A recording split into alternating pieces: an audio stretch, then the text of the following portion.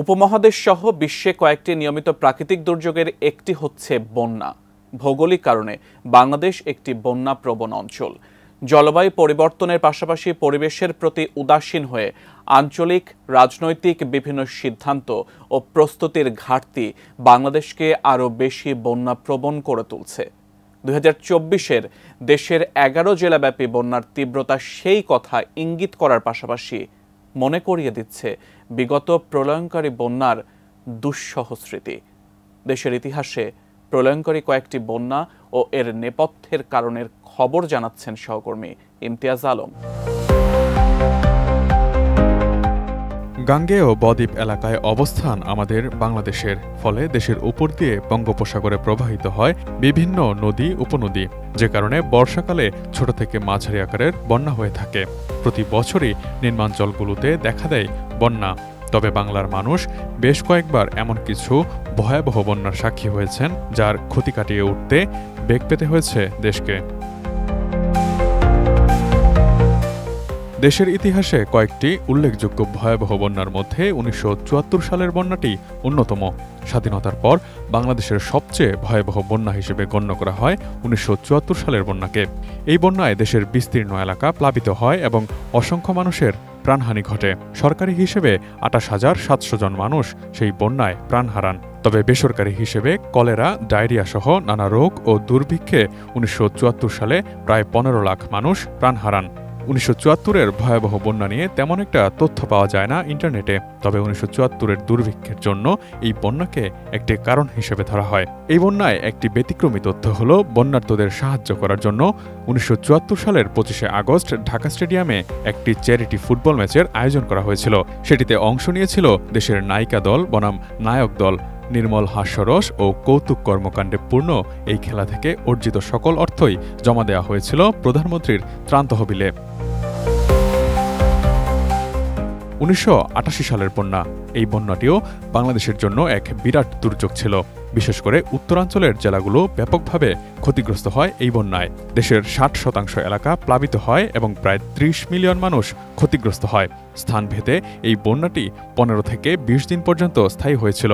এটি ছিল দেশের ইতিহাসে সবচেয়ে মারাত্মক ও ক্ষয়ক্ষতিময় একটি প্রাকৃতিক দুর্যোগ।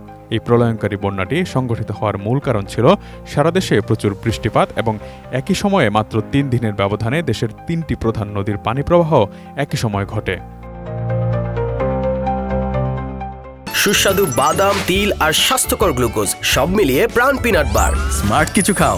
10 বছর পর 1998 সালের বন্যায় ঠিক 88-র বন্যার স্মৃতি ফিরিয়ে এনেছিল প্রকৃতি।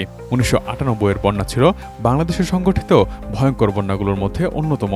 2 মাসের অধিককাল জুড়ে সংঘটিত এই বন্যায় দেশের প্রায় 2/3 এলাকা। সে বছর দেশের বিভিন্ন অঞ্চলে বন্যা দেখা দেয় এবং কৃষি ও অবকাঠামোতে ব্যাপক ক্ষতি হয়। বন্যাটি দেশের প্রায় 70% এলাকা প্লাবিত করে এবং 1100 জন মানুষের মৃত্যু ঘটে। এই বন্যা দেশের অর্থনৈতিক অবকাঠামোতে ব্যাপক ক্ষতি সাধন করে। 2007 সালের বন্যায় দেশের প্রায় অর্ধেক অংশই পানির নিচে চলে যায় এবং কয়েক কোটি মানুষ ক্ষতিগ্রস্ত হয়। প্রায় 1000 জনের মৃত্যু ঘটে 2007 সালের বন্যায়। নিকট অতীতে 2017 সালের বন্যা সিলেট, সুনামগঞ্জ সহ প্রায় 20টি জেলায় বন্যার যে ভয়ঙ্কর রূপ দেখা গেছে, তা সেসব অঞ্চলে প্রায় 150 বছরের মধ্যে সবচেয়ে ভয়াবহ বলে মনে করা হয়। বাংলাদেশে অঞ্চল ভেদে 2017 সালের বন্যার ভয়াবহতা ব্যাপক হলেও 1988 ও 1998 সালের বন্যার তুলনায় এই বন্যার ব্যাপকতা কমই ছিল। দুর্যোগ ব্যবস্থাপনা ও ত্রাণ মন্ত্রণালয়ের তথ্য অনুযায়ী 2017 সালে দেশের 32 জেলায় বন্যায় ক্ষতিগ্রস্ত হয় প্রায় 82 লাখ মানুষ। পানিতে ভেসে ও বন্যাজনিত অন্যান্য কারণে মৃত্যু হয় 140 জনের। বাংলাদেশে বন্যার কারণের মধ্যে নদী প্রবাহ ও বর্ষাকাল ছাড়াও খাল ভরাটের মতো অপরিকল্পিত নগরায়ন অন্যতম। দেশে পদ্মা, ব্রহ্মপুত্র, তিস্তা এবং মেঘনা নদী সহ অসংখ্য নদী রয়েছে।